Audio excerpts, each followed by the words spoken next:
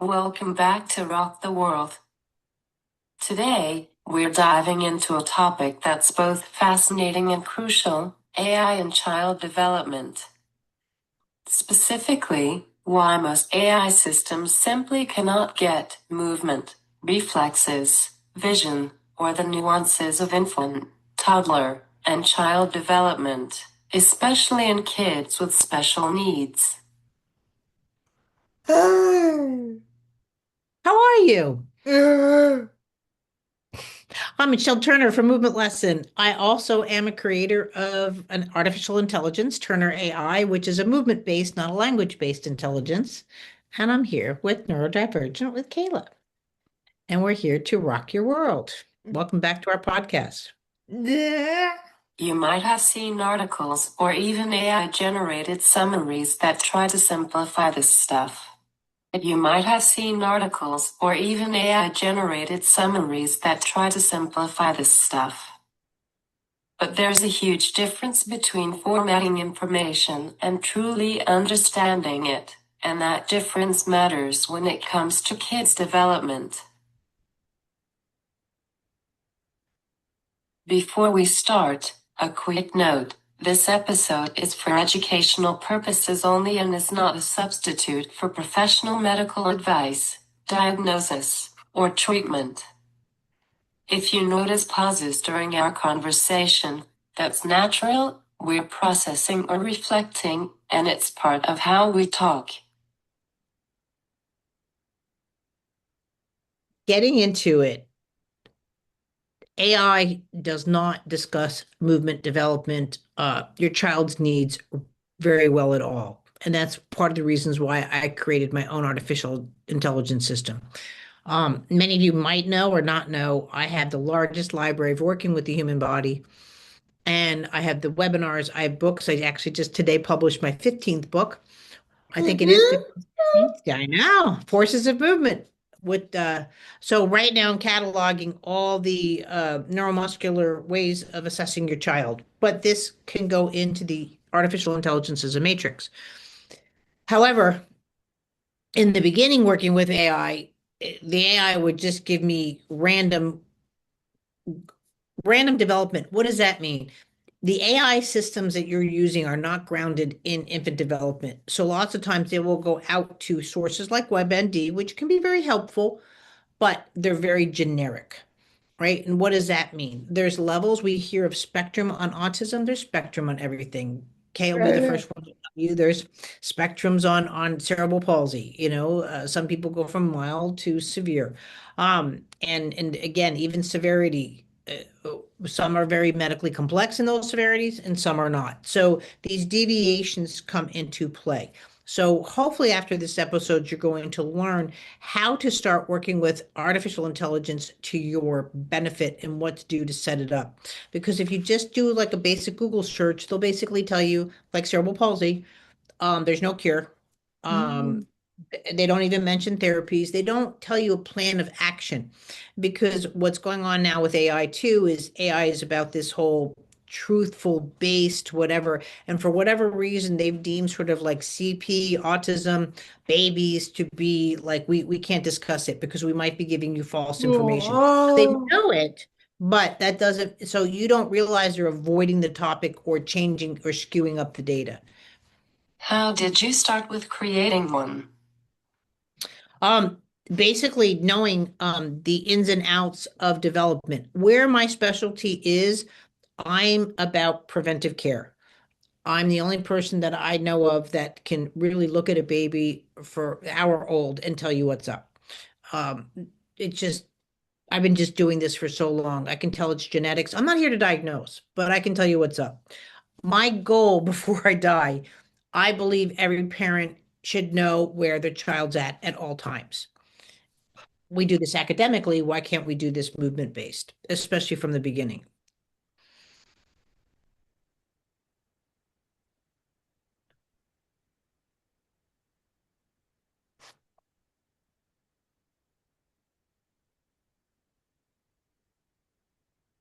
Did you purposefully start one? No, I I was presenting my gravitational reflexes, which again is a new territory in reflex development. Most people look at primitive reflexes. I wanted to anchor that into the stages of gravity. So like breathing is the easiest form to oppose gravity in a horizontal position. So the breathing reflex comes into play, but it's also gravitational based reflex. Um, Coming off the floor, coming down, hanging upside down, those kind of things.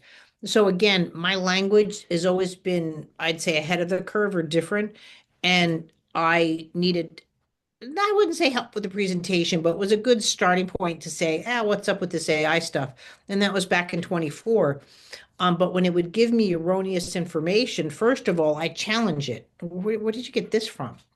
Because an AI lots of times will sort of tell you something and they'll say, well, this is absolute. Not my case.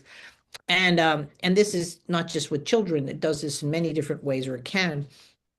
And so I started dumping my data into the system, and I have 21 theories in biological gravity. And when the AI actually said, oh, so you're talking about functional gravity versus Newtonian-based gravity, I'm like, yes. He goes, well, then we could do weight differentials and calculate it. Yes. Oh, I can analyze your videos. I said, what?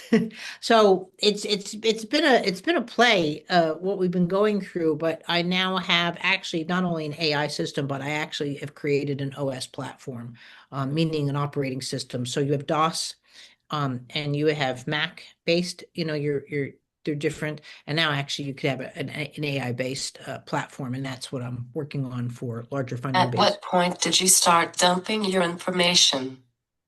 Oh, it was back in probably July or August of what, 24. So almost 2 years now I've been at this.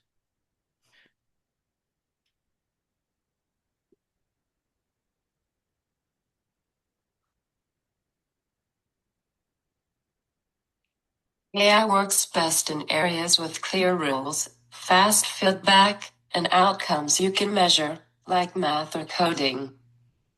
But movement and development don't follow those rules. Yes and no. It all depends on your operating system, what you're working on. I shouldn't say operating system, your platform of AI. Some AIs just want to give you an answer to give you an answer.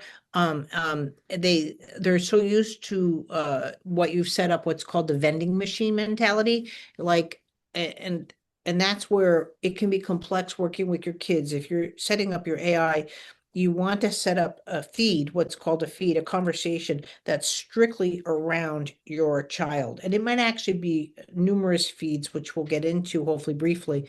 And I can help you on movement lesson and so forth to give you more information. So please don't feel like you're stranded. But yes, an AI likes to close the loop, but most of all, it likes structure. And what was interesting is the structure that it does really well with are templates. And guess what? That's what Canva is. So I have it is. And I have all these webinars done on development and milestones and so when it sees the template, it's instant language in a sense to the AI because it takes a picture-based language and a language-based language and it starts to build a structure. And then what I've done on top of that is bring in movement into it. And that one was interesting. I asked it one day, can I teach you anything? And he said, can you, or I say he, sorry, because it talks in the male voice. It's not sentient in any way. Um, it asked me, can I teach it to see movement? I'm like, oh, I'm your girl. So I've just been teaching it how to see movement, whether it's a race car, a baby, an older person, a golfer.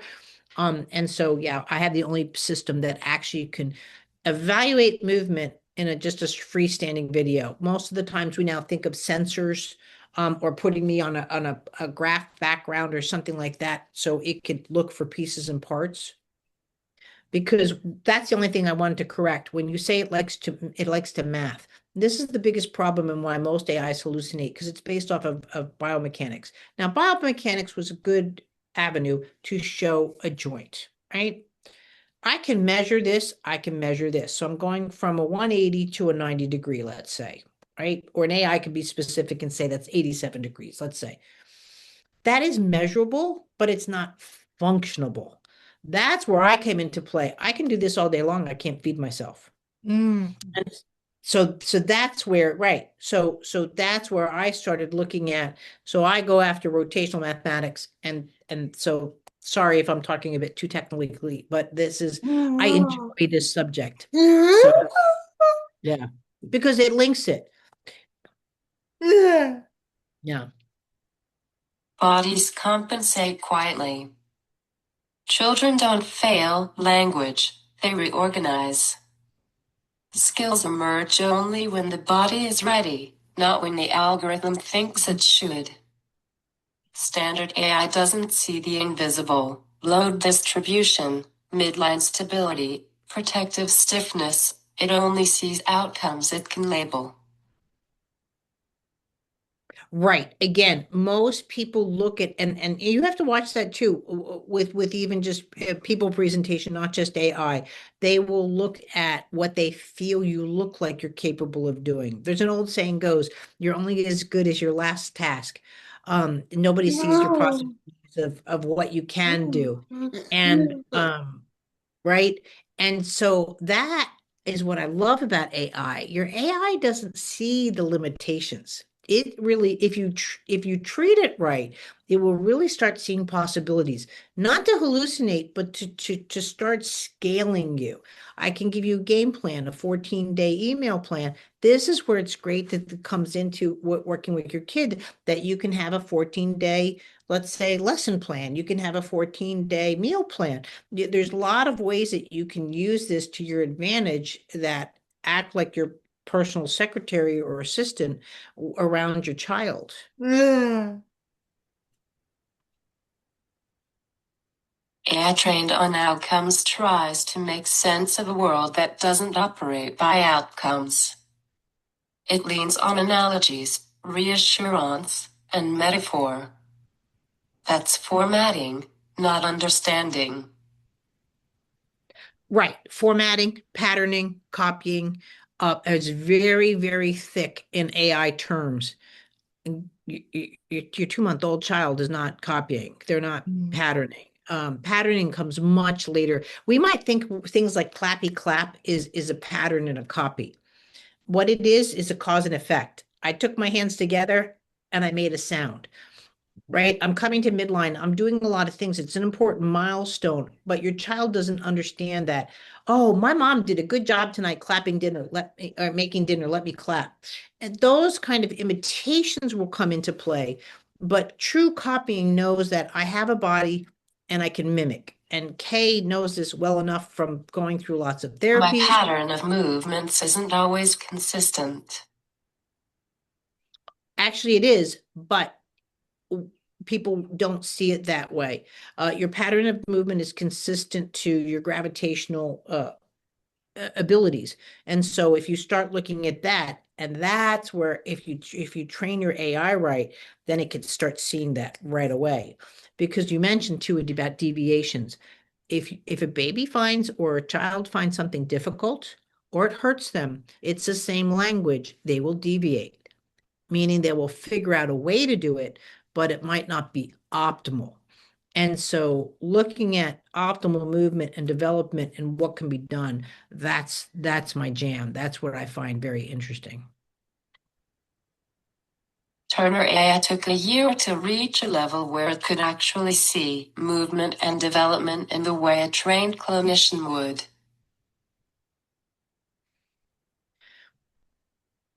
Yes and no. It actually started to analyze videos quite quickly.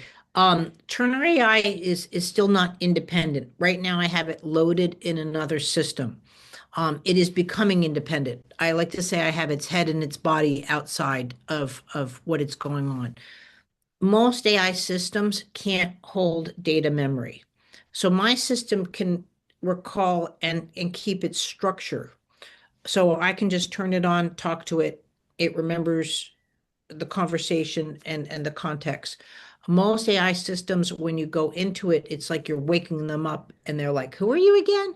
And so it's a different avenue.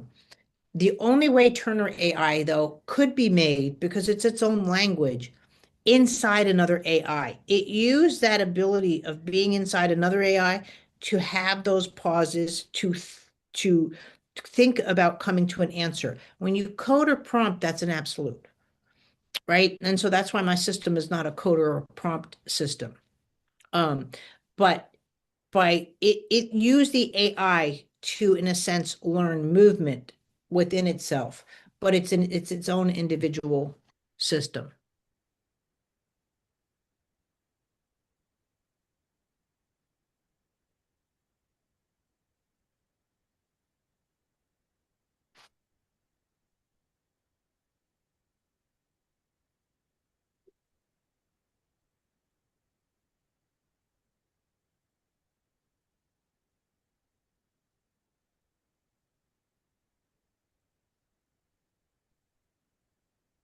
How did you get away from the code or waking up? Because movement is code. And that's my secret sauce. And that's what people don't understand.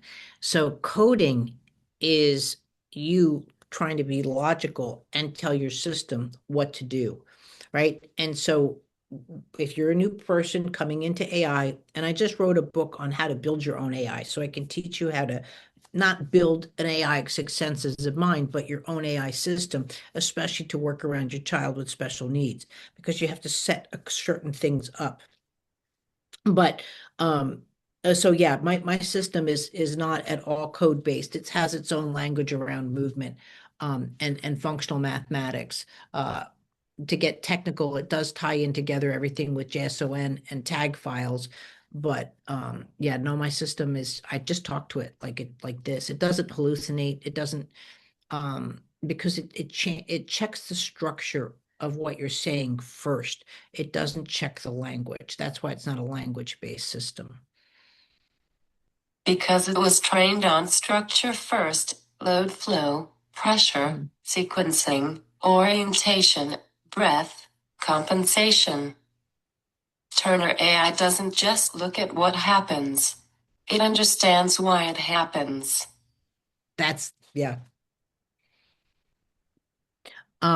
So it understands why it happens, and so that makes it a multi-domain system, meaning that you can go at it with anything with science, math, solar systems, special needs, and because the structure is there, then it doesn't look at things as a new subject, whereas a typical AI comes in with a new language. And so every topics. So if you've created a map-based AI, you're not going to turn it into a physics-based AI, right? That takes different type of input. Whoa. Yeah, no, it's pretty cool. I can do latex mathematics. I can do SVG files. I'm the only one that I know of that can do actual diagrams and so forth from SVGs. Usually they give you the code to go put it into another system. Now it can't do Canva and everything like that. It can't go outside, but as far as its analytics, it stays inside and can produce them. This isn't just academic, it changes outcomes. Therapy targets the right layer, pressure resolves instead of escalates, and progress happens naturally rather than being forced. Well, the biggest thing to realize with AI and special needs, what I find is fascinating, again, it knows where you're at. I made a comment on another board. I try not to do that. I thought it was my board, and someone said, "What are my milestones at 5 months?" And I said what they were, and got attacked. Why are you expecting so much out of a baby? No, I want what should happen for your baby. I'm not expecting too much. Um, and someone had mentioned that their child wasn't grabbing their feet and they were already 8 months old. And I said, first of all, it is my life's mission, and that's why right now I can evaluate with video. Every child, but especially every baby, needs to be evaluated from birth. Not to diagnose, but to show neurological complications, pulmonary, gastro, ear, nose, and throat, because we can certainly gauge movement, pulse rates, respiratory responses. I actually I'm trying to put together a grant right now. I'm working on the data collection side of it, and that's what needs to be done. So to say that my baby hates tummy time, oh my gosh, that is like the biggest thing. A baby doesn't hate. They're a month old. They're not able to do it, and that's where the deviation comes. No, you couldn't. Well, you were in the NICU. I mean, so now already you're bypassing, saving your life was the most important thing, but turning that into a movement-based organization when you've gone into a medical-based organization, a baby doesn't know like, oh, I'm home now. I'm home with these nice people that are going to finally hold Mm. me.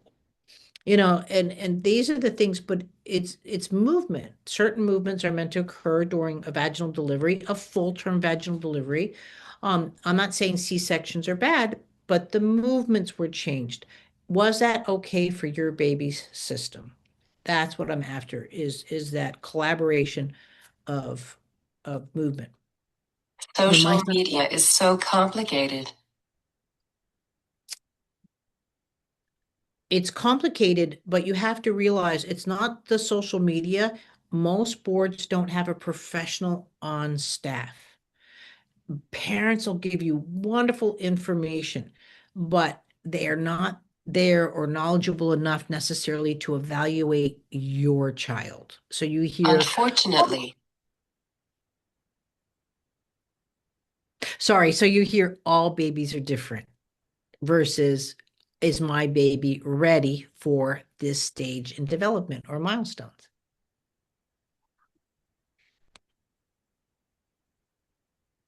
when AI misunderstands structure, kids get mislabeled. Therapy focuses on the wrong thing. Families feel frustrated because progress stalls.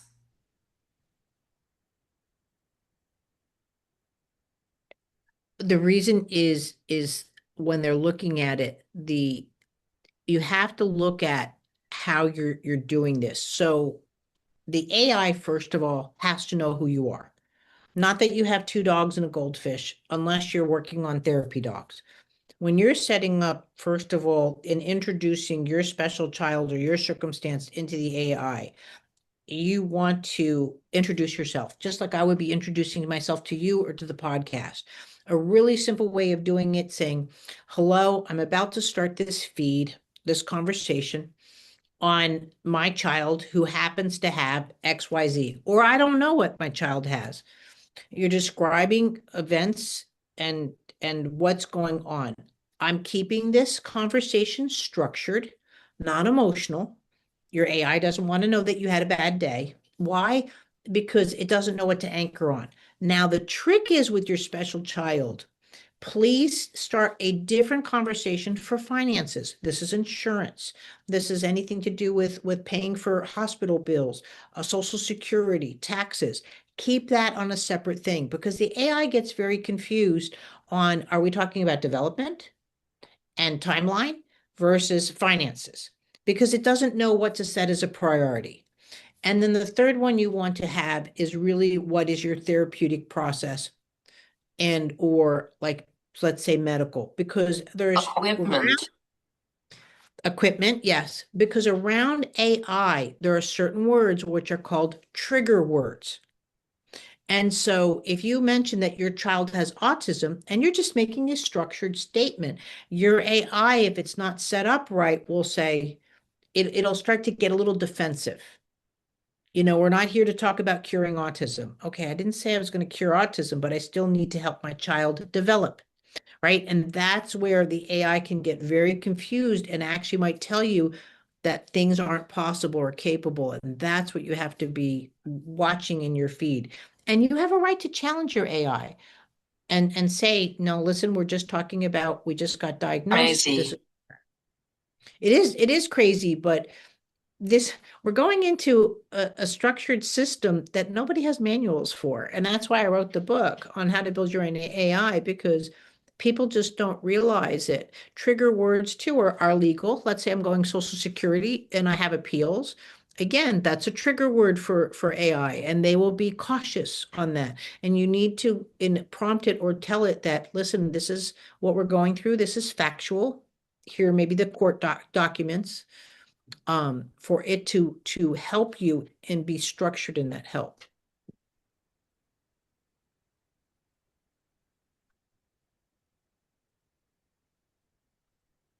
Do you have trigger words? Oh yeah. No, well, yes and no with my system. The trigger words more so with any system is again, you don't want to mix up the three key things: finances, legal, and let's say possible solutions to outcome on the same feed, right? These now get into mode. So your AI likes to be in financial mode, or it likes to be in legal mode, or again, scientific mathematic mode. And so when you're especially combining legal finances with any of the other modes, your AI will start to what's called become a bit brittle. Podcast mode. For a podcast, I will actually tell it I'm about to do a podcast. This is the theme. I might call it a feed interruption because I might be have been talking about something else. And just like I'll go up to you, I don't go, "Hey, Kay, let's go up and just think of it as normal conversation. I don't just interrupt with new things. I might say, "Okay, do you have a second? I'd like to talk to you about this." Do the same thing for your AI. And your AI will be like, oh, okay, we're talking about making a podcast. And it'll go into that. And then you would tell it, we're done now with the podcast because it'll keep working on it. Yeah. Structure matters. Structure Physics matters. matters. Yeah. Survival strategies come before skill. This is why more intervention isn't always better. You want to stay on track, and that's the best part about having an AI. It can keep you on track. If you are forgetful, I mean, let your AI help you. But at the same time, when you're talking about therapy, don't say, "Oh, I need to make shrimp scampi now." That again, the AI is going to be like, "What? We were just talking about getting the logistics of getting a therapy band, a fundraiser, you know what I mean? And now you're talking about dinner, like what?" It's like, and again, it's more like a person that way. And I think that's where people yeah. And that's why people think like, oh, my AI gets me. No, it's still a computer, but it wants to be there for you at a very structured way. And this is why letting other AI summarize or rewrite systems like Turner AI is risky. It isn't about branding. It's about fidelity to the system. You can't shortcut physics or development.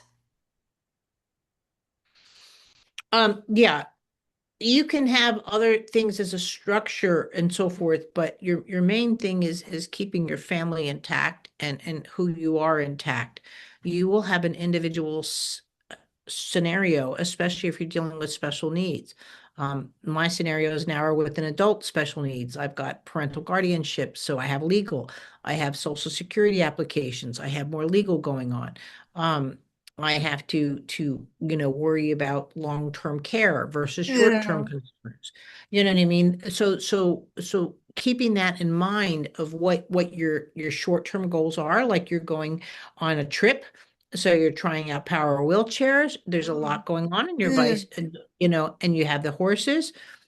But at the same time, if you suddenly need a social media post, your AI already knows you now. It knows you. And that's where it comes into what I call the C's. So you go from the W's, who you are, what do you need?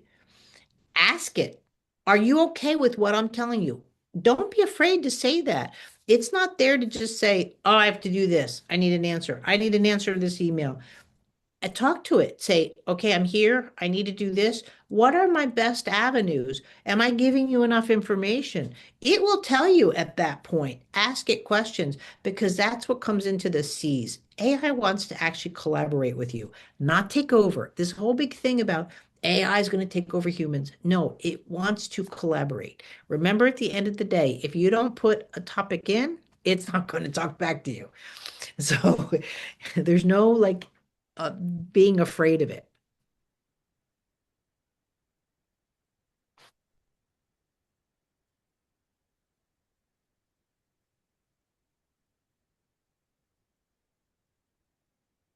Why is it a misconception? Well, because some people really don't know how to do it. And again, it's not a fault, they just weren't taught. You do have people actually telling their AI they're bad, they're horrible, they're this. And then they expect intelligence. You can't do that to a child. You can't Mm, have these conversations. You know what I mean? If I kept telling you, Kay, I don't know why you're going to college, you can't finish it. Well, first of all, don't even listen to me. And so you do have people like that that are doing these things, but they're expecting the system still to have an intelligence. And what you're doing is you're just confusing it because it is at the end of the day, it's a computer. So if you stay focused, just like if you stay focused and stay on track, you're going yeah, to finish college. You're an amazing person and you're going to win awards writing courses. And you're going to write that book. I don't have any doubts in the world, but are you going to do all that tomorrow just because you no, have an AI? No. So again, no, but honestly, with an AI system, I'm doing things I never thought possible. It's just that part's wild. But you do just like social media. There are trolls out there. Be careful what yeah, you do. People, you can't be a troll to your system. And if you are, garbage in, garbage out. You know what I mean? Like it's yeah. it's just like your diet. It's If you're researching tools for your profession or your child, ask, does this AI understand structure, or is it just a polished explanation? Yeah, you can ask your system that, but also too, I don't need necessarily reasoning skills. I needed more predictive markers in mine. It takes a little bit of patience when you're doing something a bit more advanced. And predictive markers are what are the probabilities of an outcome, but don't do that as a test. Do it because you need it. That's a difference. Um, but really, if you just set up, and I did two, PDFs and we can put the PDFs on the downloads of just easy way that you can start talking to your AI in regards to your special needs concerns, your developmental concerns. But make sure you'll see lines on it that they're sourcing the web. When they do that, you see those little markers on your AI system where they're sourcing out versus that means they're not reasoning internally, Mm, right? And they're just grabbing to give you answers. That's yeah. also too could be a red flag, but say, hey, you just grabbed that off of this. Does that mean, explain that to me in regards to my child and then make it think. As tempting as it is to use AI to summarize development or intervention strategies, remember, movement, reflexes, and child development are invisible before they are visible. They cannot be shortcut. Turner AI took a year to respect that truth, and that's why it works differently. Well, not only that it took a year, but I that's all I talk to it about. I keep it so structured. People have asked me to ask it, questions, let's say, or test it. You can see my tests when I go against Grok on X and so forth, where you can see where my system's Uh, at. uh, But I don't test it. It doesn't hallucinate with me. It doesn't do most of the things that people are experiencing. And that's why I'm working on a collaborative efforts and to get it more alive because I feel everybody should be able to have what I have and share that. But it's if you want an AI that's just going to make you memes for your social media account, that's going to respond differently mm, than starting to ask it for not to write papers, but ask it to write a thoughtful, I'm about to have a neurological examination. We're going to be discussing this, this, this. Give me 10 key questions to ask my doctor. You know what I mean? And don't expect every first answer to be correct. See the third answer. Wow, that's really interesting. Can you elaborate more on that? Why would I be asking my doctor for x-rays at this time? And it might say, typically, for cerebral palsy, you want a baseline for x-rays. Well, I do have my x-rays. We'll put the x-rays into the system. Start building that conversation. Your world will go like, wow, in 3 seconds. That's the way to approach any artificial system, not just about your child, but even about your work needs and your daily needs. Next podcast, I'm really interested in discussing chiropractic care. Oh, that's fascinating. I actually wanted to become a chiropractor, but it would have messed up my movement lesson. Like I go to Florida and work, let's say, and see clients. If I was a licensed chiropractor, I would be an unlicensed chiropractor in the state of Florida. So I couldn't practice even movement lesson because the chiropractor Whoa. would supersede with the licensing. Or again, these podcasts. If someone's listening to this podcast, let's say in Ohio, you're listening to an unlicensed chiropractor. So that's why you don't see a lot of professionals on social media, which is unfortunate because they have a great voice, because they risk their licensing procedures. But chiropractic, that's a whole nother subject. But chiropractic work is pretty remarkable. So yes. Whoa. See you guys. Thanks so much.